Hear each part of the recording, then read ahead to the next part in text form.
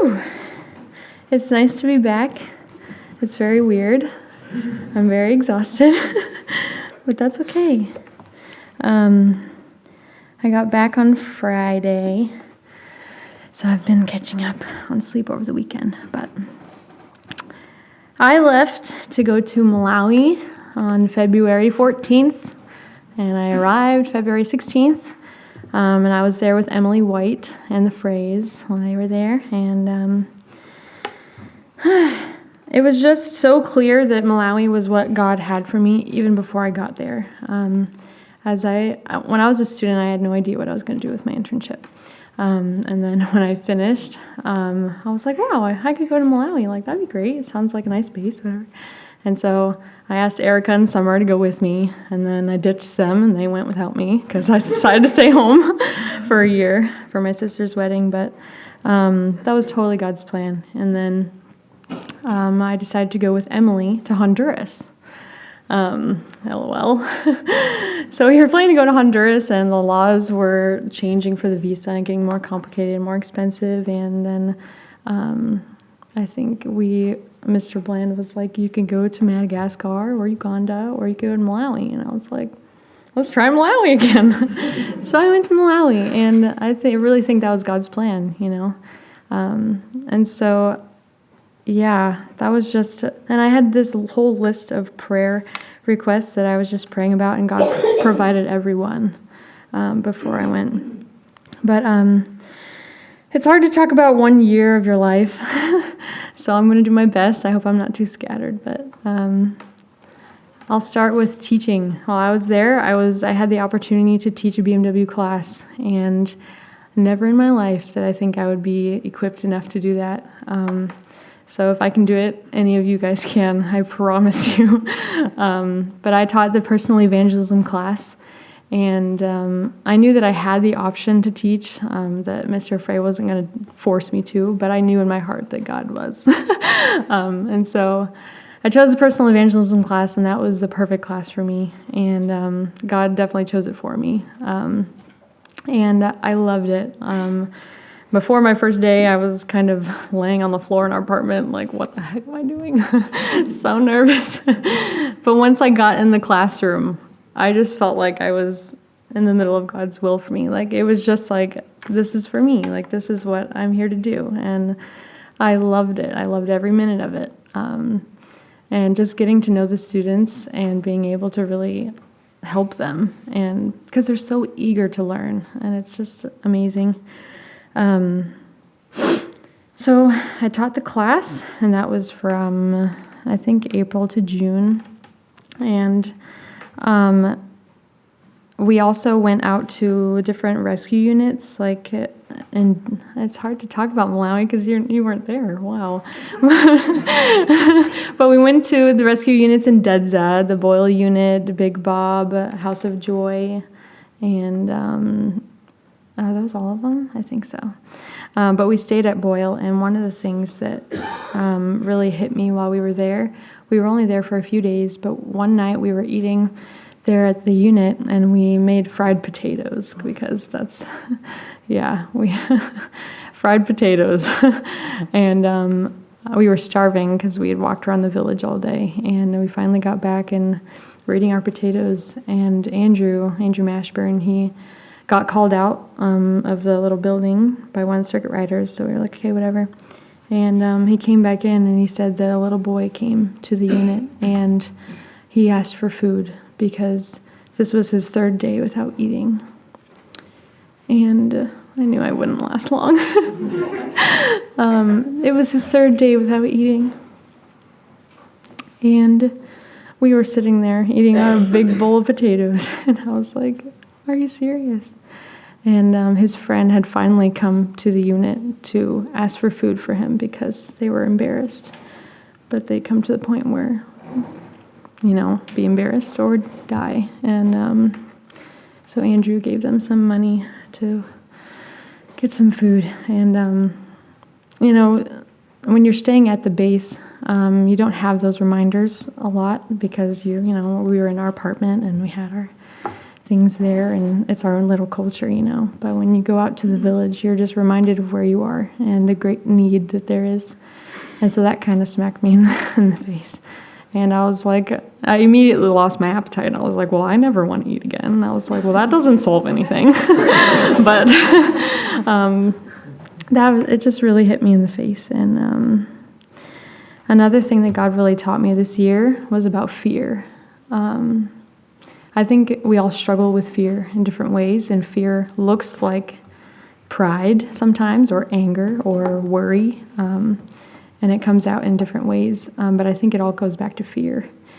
And I think what it came down to for me is that if fear is not from the Lord, like if he tells us so many times not to fear, not to fear, not to fear, then what would my life look like without fear? If I took that fear away, how bold would I be, How much would I be able to do? I don't think I would hesitate being obedient, And so just so many little fears that would come up, and I'd be like, okay, is this like an actual red flag that I need to pay attention to, or am I just scared, And if I was just scared, I'd be like, okay, it's okay. I can push through this and ignore that and do what God's asked me to do. So that was a big thing for me this year, is fear. Just fear with my family back home, and fear of being in another country, fear of failure, different things.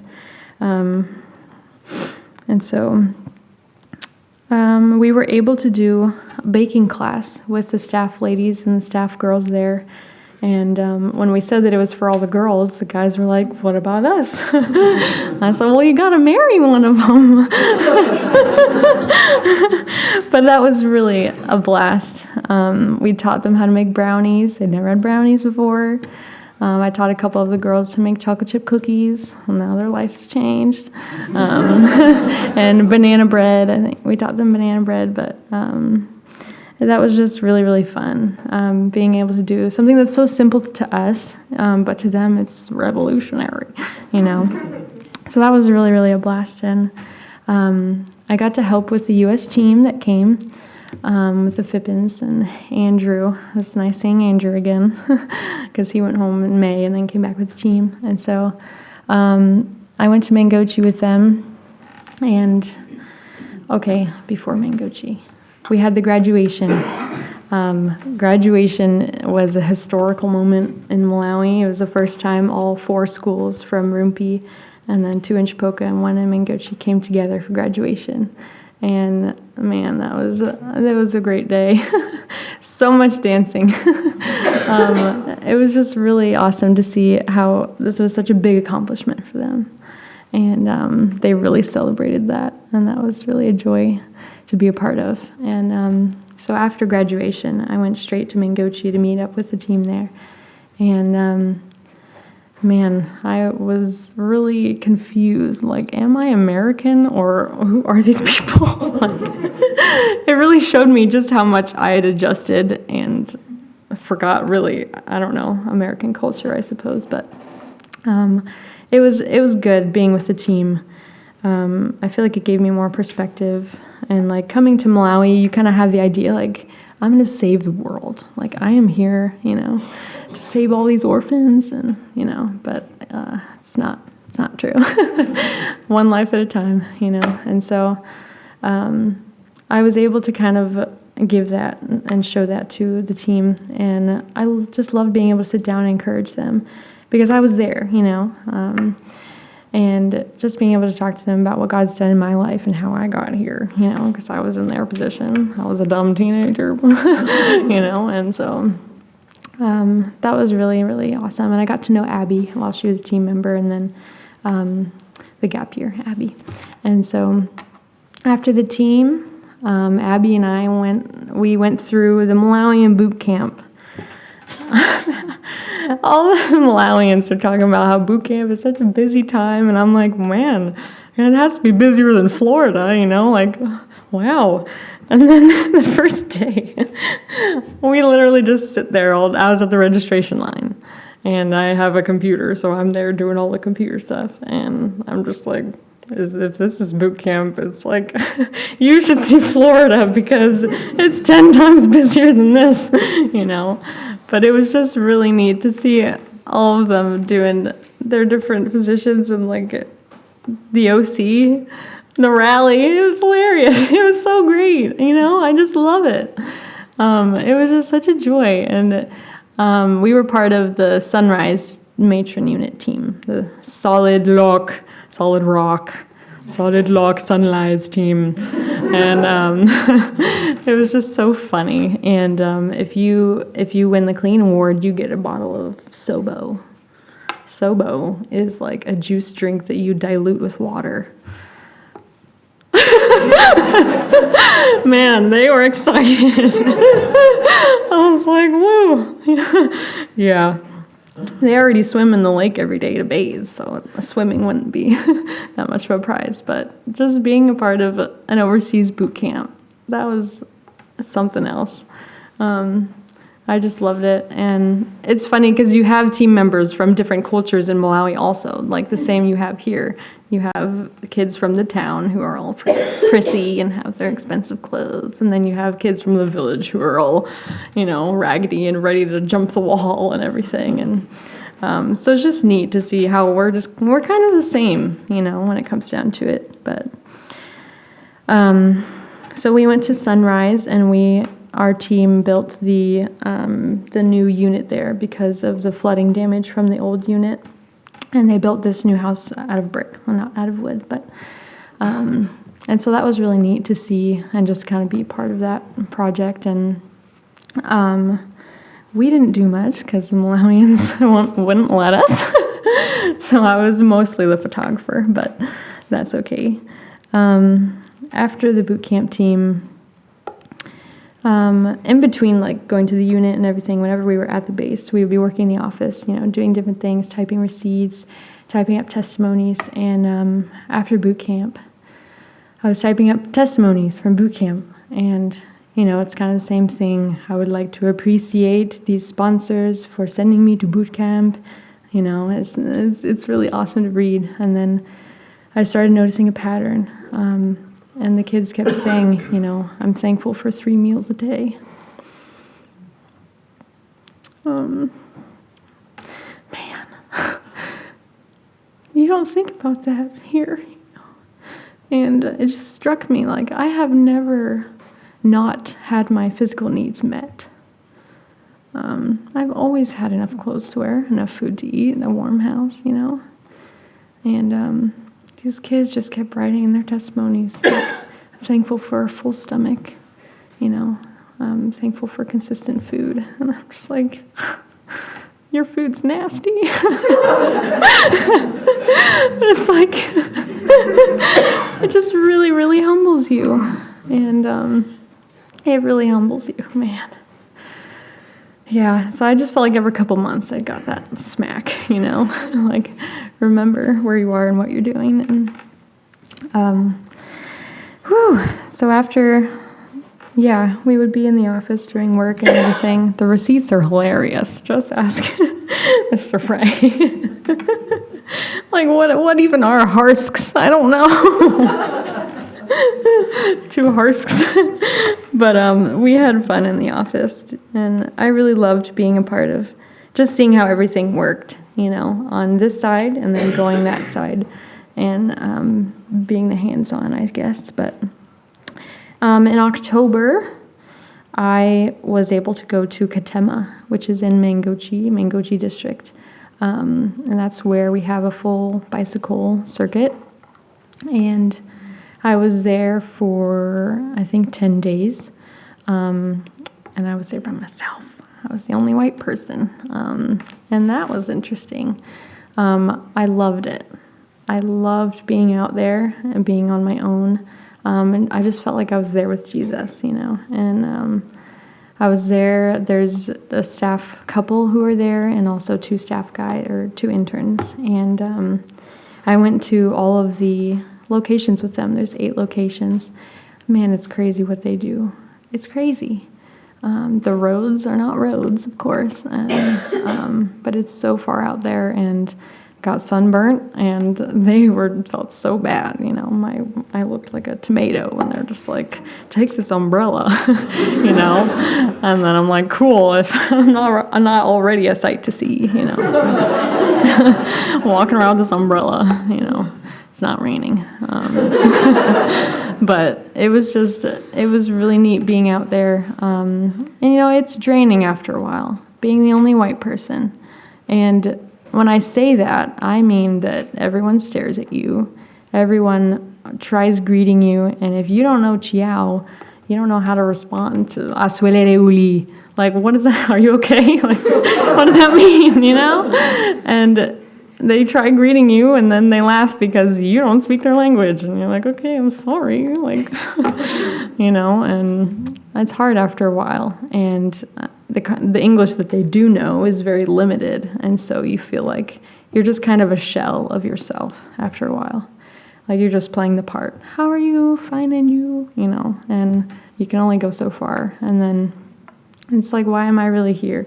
You get to the point where it's like, do I really have a purpose? And then God reminds you, and I really struggled with myself for a bit out there, and I was reading Romans 7 while I was out there. I just kept reading Romans 7, and it's such a good chapter. Like, the whole time Paul is talking about just his struggle with himself, the battle in himself. And the whole time I'm reading, I'm like, man, this is me, that's me, that's me, And the whole thing is kind of depressing until you get to the very end. And the very end, he says, what a miserable man I am. Who will save me from this body that brings me death? I thank God for saving me through Jesus Christ our Lord. So in my mind, I am a slave to God's law, but in my sinful self, I am a slave to the law of sin. And like the whole time, it was like I was reading it. You're familiar with passages, and then you have that one time you read it, and it becomes real to you. That happened to me with this chapter, and like I was just really depressed the whole time reading it. And I'm like, man, this sucks. And then I get to the end, and it's like, who will save me? Jesus will save me. He already saved me, And I was like, man, that really gives you hope. And I was like, wow, that's why I'm here, That's my purpose, man. And so that was while I was at Katema, and the one day Mr. Seth wanted me to go out and meet with this widow that Mr. Konje had told him about. And so I was like, Mr. Richard, is there any way we could go meet with this widow? And he said, yeah, no problem, Auntie, let's go. And I was like, okay. And so we went.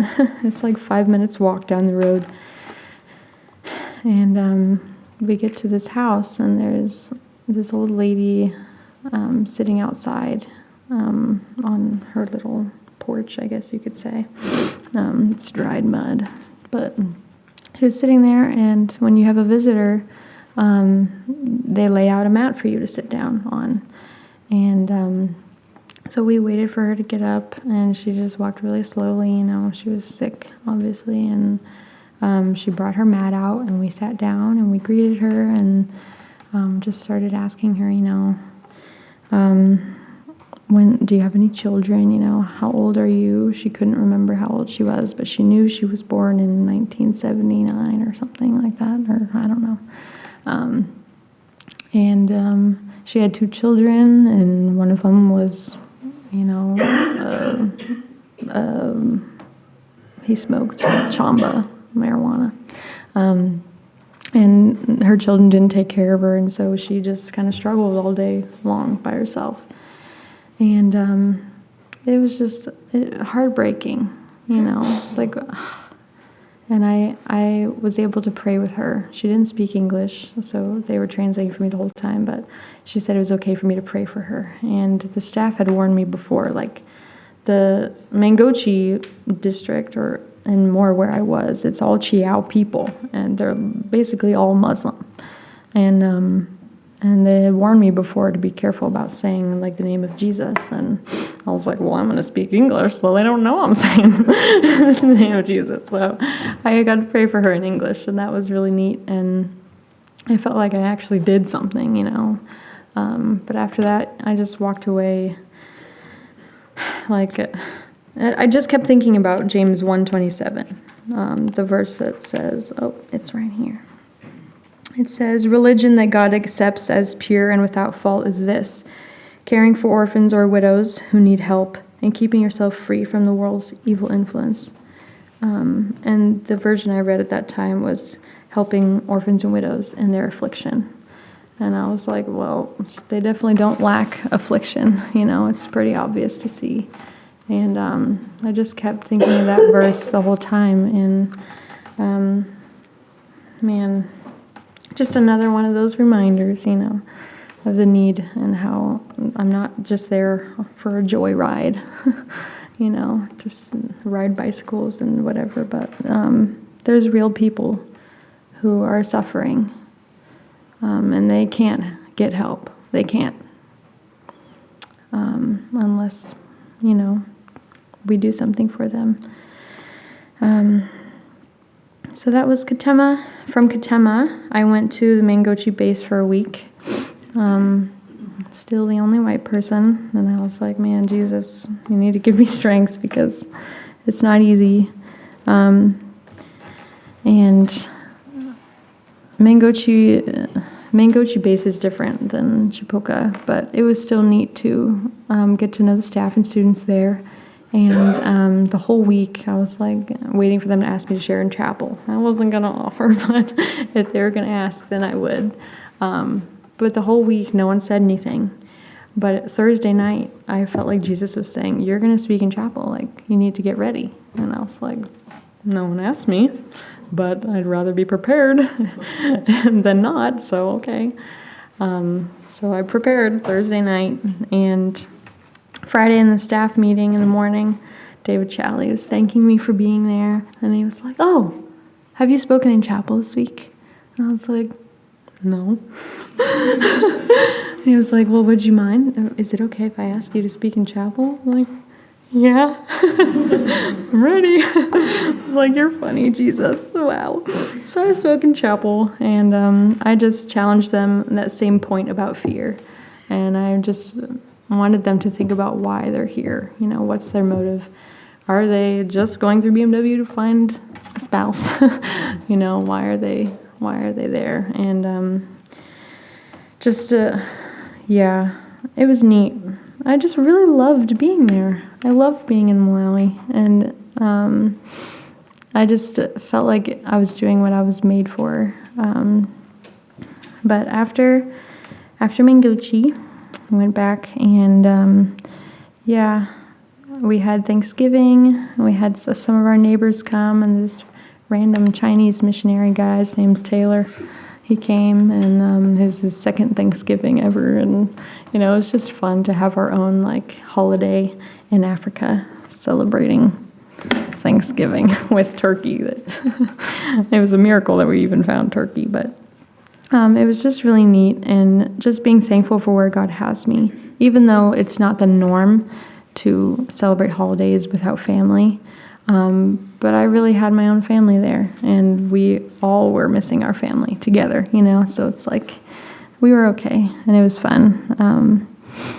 In November, I guess before Thanksgiving, I went with Abby to the Sims matron unit in Nkoda, and we stayed there for a week or 8 days, and that was really neat. It was an experience. When we were at the Sunrise matron unit, the girls weren't there because it was during their summertime holiday break. And so we were actually with the girls at Sims, and I didn't really understand the dynamic, I guess, at the matron unit. But these girls, they're loud, and they're running around making food for each other, and chatting, and washing clothes, carrying water, doing all this stuff all day long. And then they go to school, and there's 60 of them there, And I'm just like, it's overwhelming, but it was really neat being there. And they don't have very good English at all. I mean, they haven't gone to BMW, so they don't have that practice, but it was cool, like trying to communicate with them. And this one girl, she was like, I have $1. She was like, how can I get kwacha? And I was like, girl, you're in trouble. I need 49 more, And I was like, well, you would have to find someone who could exchange for you because the bank's not going to do it. And I was like, I have 740 kwacha I can give you. She was like, really? She was so excited. She was like, I have a friend from Salima. He gave me $15. And I was like, what happened? She was like, he told me they were useless, so I gave them away, and I just kept one. I was like, I did the math for her, and she would have had 11,100 kwacha. And she was like, I've made a big mistake. I was like, yeah, you have. But that was neat. She was so excited, and I was able to help her. And 740 kwacha goes a long way for them, so that was cool to do. But yeah, it was just neat being able to stay out at the village, out at a circuit, out at the units and at the matron units. Just having the experience of each place is something that I really loved. And again, it was pretty draining being there after a while.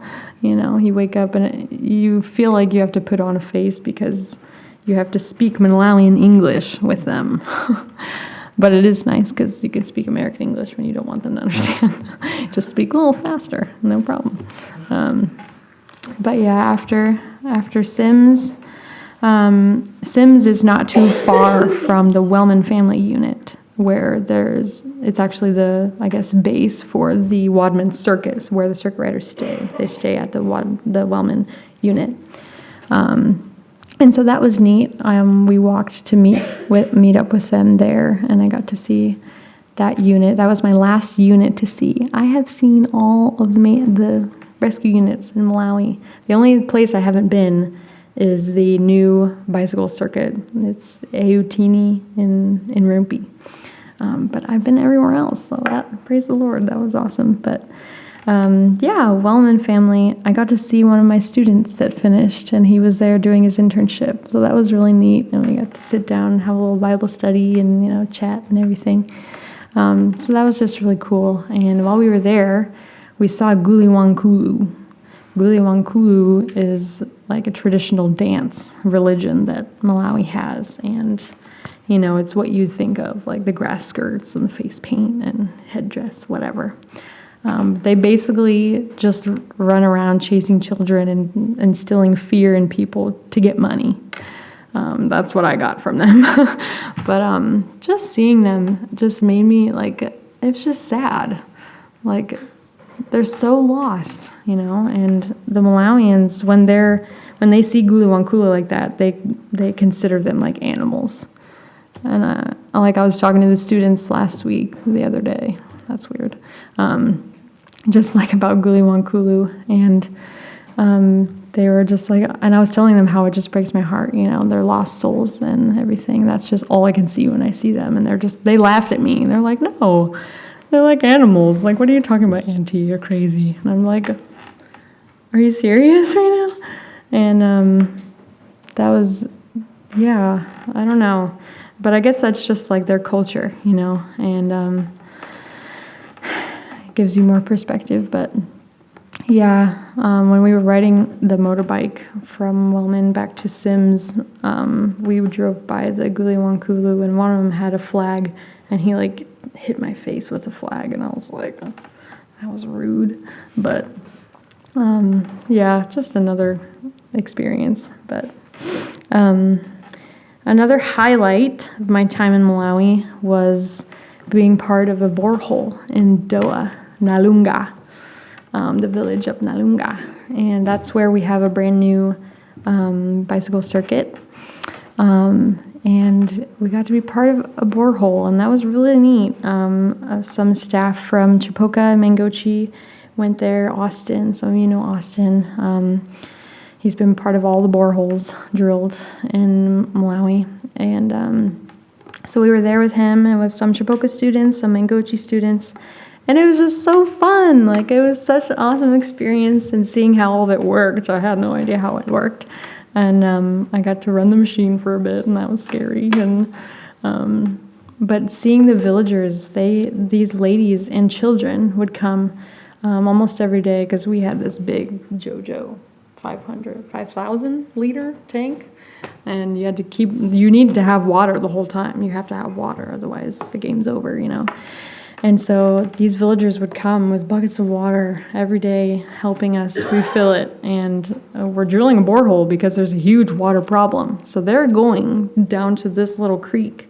I'm telling you, it's a creek, and during dry season, there's like almost nothing. So you have to dig down and let the water like seep into the hole that you dug, and then wait for your bucket. Like, you have to have a cup to fill up your bucket. Can you imagine living that way? Like, that's the water they use to bathe, to cook, to clean, like everything. And for one person, but think about having a family and then a whole village, like. And so it was really, really exciting to have this borehole.